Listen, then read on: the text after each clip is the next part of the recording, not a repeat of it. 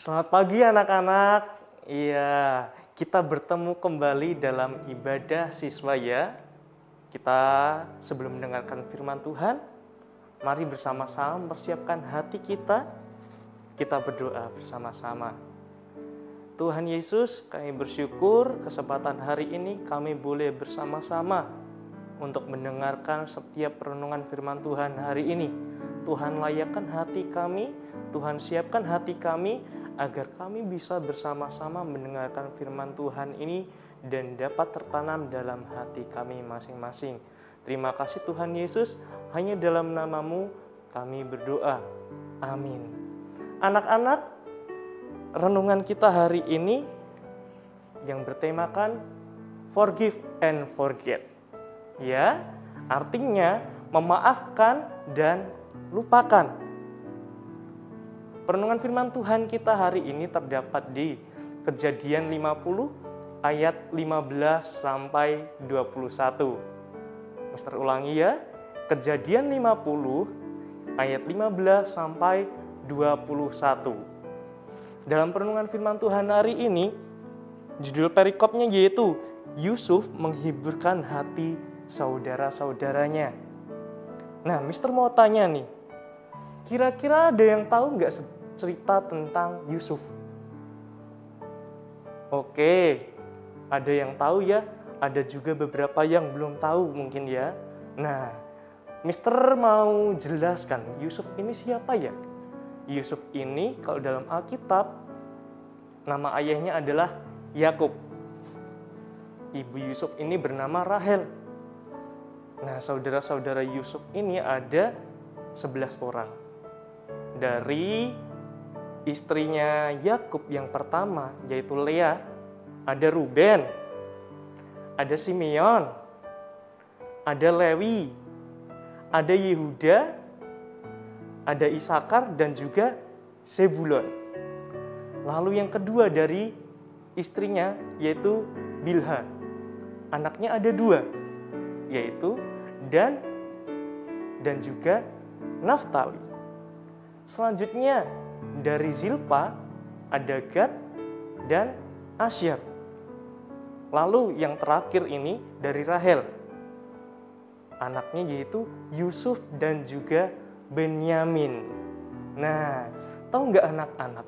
Dari semua anak-anaknya ini ternyata Yusuf adalah putra yang paling dikasihi oleh Yakub. Ya, jadi saudara-saudaranya ini hingga tidak suka kepada Yusuf. Kira-kira ada yang tahu nggak kenapa kok saudara-saudaranya ini yang banyak banget ya tadi, kenapa mereka tidak suka dengan Yusuf? Kenapa coba ada yang tahu?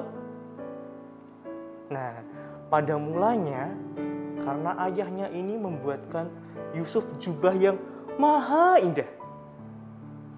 Jubah yang maha indah ini yang dibuatkan oleh ayahnya membuat hati saudara-saudaranya iri.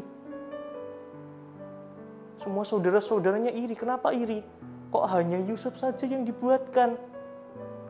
Selanjutnya, yang kedua, ketika Yusuf ini bermimpi.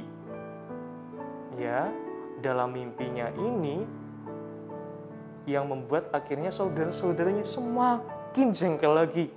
Mimpinya yaitu semua saudara-saudaranya dan juga ayahnya semuanya sujud menyembah kepada Yusuf. Akhirnya saudara-saudaranya ini sampai pada jengkel ya tentunya. Masa aku kakak-kakakmu harus sampai sujud menyembah di hadapanmu? Mimpi apa seperti itu gitu kan? Nah, mulai dari situ akhirnya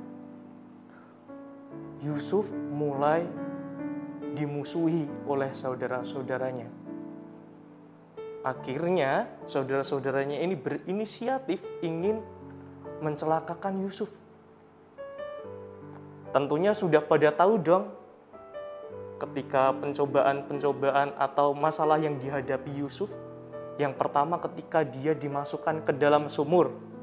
Ya, saudara-saudara ini berpikir semuanya berunding, lebih baik kita masukkan anak ini ke dalam sumur gitu ya. Dimasukkan ke dalam sumur. Tapi di dalam sumur ini ternyata luar biasanya sumurnya dangkal. Dan di situ Yusuf tetap hidup, tapi dilihat lagi sama saudara-saudaranya. Akhirnya Yusuf ini dijual ke tanah Mesir. Nah, kalau kalian lihat kisahnya, ternyata masih banyak cobaan lainnya loh yang dihadapi oleh Yusuf ya. Ada banyak, sampai dia akhirnya tadi dijual ke Mesir, sampai dia akhirnya dimasukkan penjara, sampai ada juga dia difitnah. Banyak sekali. Sampai pada akhirnya nih, Yusuf menjadi penguasa di tanah Mesir. Ya, melalui proses yang sangat panjang tadi, singkat ceritanya bahwa Yusuf menjadi penguasa di tanah Mesir. Dan masa kelaparan pun tiba, ya. Masa kelaparan tiba yang akhirnya membuat semua orang ini pada bingung. Bingung, mereka menjual tanah mereka untuk mendapatkan makanan, menjual hewan mereka untuk mendapatkan makanan, yang akhirnya membuat ayah Yusuf yaitu Yakub dan semua saudara-saudaranya harus pergi kemana? Ke tanah Mesir. Ya, semua saudara-saudaranya pergi ke tanah Mesir. Lalu singkat ceritanya akhirnya Yusuf ini bertemu dengan orang tuanya dan saudara-saudaranya. Tentunya Yusuf masih mengenali mereka. Yusuf ini mengenali mereka bukan saudara-saudaranya berbuat jahat loh. Bukan karena, ini kakak-kakakku yang sudah membuang aku ke sumur lalu menjual aku. Bukan itu. Tapi Yusuf ini melihat saudara-saudaranya ada rasa kangen yang luar biasa tentunya. Sama ayahnya, sama saudara-saudaranya, sama adiknya. Nah, akhirnya mereka bertemu. Singkat ceritanya mereka bertemu ya. Mereka bertemu, lalu saudara-saudaranya ini berpikir kalau Yusuf akan marah dan balas dendam karena tindakannya. Lalu apa yang terjadi? Kira-kira apakah Yusuf balas dendam atau enggak ya? Gimana menurut kalian? Apakah Yusuf balas dendam atau tidak? Ya, tentunya tidak. Yusuf tidak dendam kepada saudara-saudaranya. Kira-kira apa ya yang membuat Yusuf ini tidak dendam? Kalau dilihat ceritanya, Yusuf sampai menderita, sampai jauh dari keluarganya, ini gara-gara saudaranya loh. Tapi Yusuf tidak dendam dengan saudara-saudaranya. Ya, ada yang tahu kenapa Yusuf tidak dendam? Padahal kalau dilihat Yusuf ini mengalami banyak musibah karena kakak-kakaknya. Akhirnya sampai Yusuf ini jauh dari orang tua, mengalami banyak masalah-masalah yang sangat luar biasa. Akhirnya saudara-saudaranya ini takutnya nanti karena Yusuf udah berkuasa, mereka balas dendam dengan mereka, yaitu saudara-saudaranya, bisa dilakukan hal yang serupa mungkin, atau yang lainnya. Tapi tahu nggak anak-anak? Malahan, kalau kalian lihat dalam Kejadian 45 ayat 5, ya, di Kejadian 45 ayat 5, Yusuf bersyukur. Kenapa bersyukur? Dia bersyukur melalui proses yang sangat luar biasa. Yusuf gak mungkin ada sampai sekarang. Yusuf gak mungkin akan jadi penguasa atas Mesir kalau dia gak melalui proses dibuang, dijual, masuk penjara, difitnah. Dia gak akan bisa jadi seorang penguasa.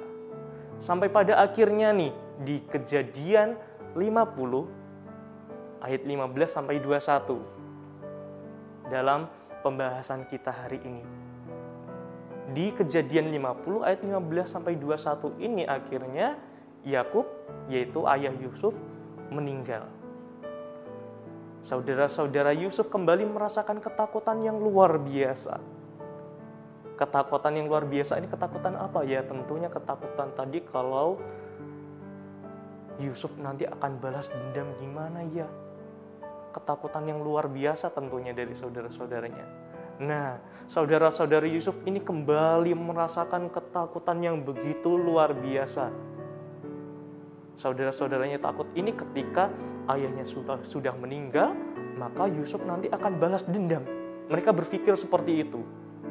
Karena begitu takutnya nih, saudara-saudaranya sampai menyampaikan pesan kepada Yusuf melalui orang lain. Pesannya itu tadi, bahwa Yusuf nanti akan balas dendam kalau kakak-kakaknya banyak melakukan kejahatan. Nah, setelah mendengar pesan itu, Yusuf menangis luar biasa. Dan sampai saudara-saudaranya ini sujud di hadapan Yusuf. Saudara-saudaranya ini sujud sampai bilang, biarkan aku jadi budakmu, biarkan aku jadi pelayanmu, biar aku nggak dapat murkamu, biar aku nggak dapat balas dendam dari kamu. Sampai seperti itu. Yusuf menangis begitu luar biasa. Yang Yusuf tangisi, kenapa kok masih berpikir seperti itu? Yusuf bersyukur melalui proses yang telah terjadi adalah untuk kebaikan semuanya. Dan Tuhan memiliki maksud, yakni memelihara hidup suatu bangsa yang besar. Itu yang Yusuf katakan. Jadi Yusuf sangat bersyukur maksud Tuhan dengan proses yang luar biasa. Ternyata Tuhan memiliki maksud yang luar biasa, yakni memelihara hidup suatu bangsa yang besar di tengah kelaparan. Nah, anak-anak, dari firman Tuhan ini kita belajar dengan sangat banyak tentunya ya. Kita lihat proses yang luar biasa yang dialami Yusuf. Ketika Yusuf disakiti, Yusuf marah enggak? Tidak.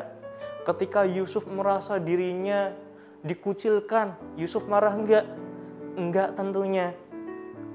Dari firman Tuhan ini kita belajar bagaimana kita harus memiliki sikap hati yang mau memaafkan, mengampuni. Ya, ini yang harus ada dalam diri kita. Mengampuni, memaafkan, dan melupakan apa yang telah terjadi. Kalau di rumah nih, kita merasa diri kita disakiti. Contohnya nih, kalian lagi berantem sama adiknya atau kakak kalian, kira-kira marah enggak? Marah?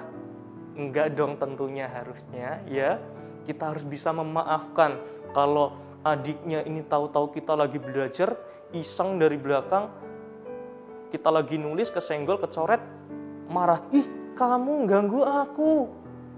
Ingat, kita belajar dari Yusuf bahwa Yusuf ini nggak marah dia memaafkan tentunya. Ya, jadi yang kita pelajari hari ini, anak-anak, kita harus memiliki sikap yang mau memaafkan. Melupakan setiap masalah yang ada, nggak perlu disimpan dalam hati. Kalau adiknya atau kakak kalian atau yang lainnya perkataan yang nyinggung, nggak boleh kita berpikir, aku nggak suka nih sama adikku. Tadi pagi ngatain aku gini. Aku nggak suka nih sama kakakku. Tadi jatah makanku diambil. Hei, nggak boleh seperti itu ya. Kita ingat lagi belajar seperti Yusuf. Jadi, ketika ada orang yang menyakiti kita, berbuat tidak baik kepada kita, kita harus mengampuni. Ya, bisa nggak kita mengampuni? Bisa nggak kita memaafkan? Bisa ya tentunya. Apabila kita ingin Tuhan senantiasa di pihak kita, maka maafkanlah orang yang berbuat salah kepadamu. Dan jadilah manusia yang selalu memaafkan kesalahan orang lain. Dan meminta maaf juga melakukan kepada orang yang lain agar hati selalu damai di dalam Yesus. Amin anak-anak. Ya, terberkati oleh firman Tuhan hari ini. Kita berdoa bersama-sama ya. Tuhan Yesus, kami bersyukur untuk firman hari ini. Mampukan kami agar kami memiliki hati yang mau memaafkan, hati yang tetap rendah hati, hati yang selalu dipakai Tuhan untuk menghadapi segala sesuatu, segala situasi, agar kami tetap hidup dalam Tuhan. Terima kasih Tuhan, hanya dalam nama Yesus kami berdoa. Amin. Oke anak-anak, untuk meresponi firman Tuhan hari ini ada ayat hafalan. Di Kejadian 50 ayat 20a. Ya, Mister ulangi.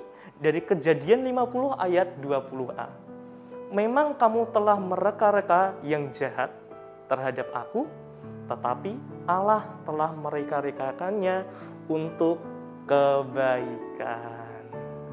Oke, bisa dihafalkan. Terima kasih. Dah.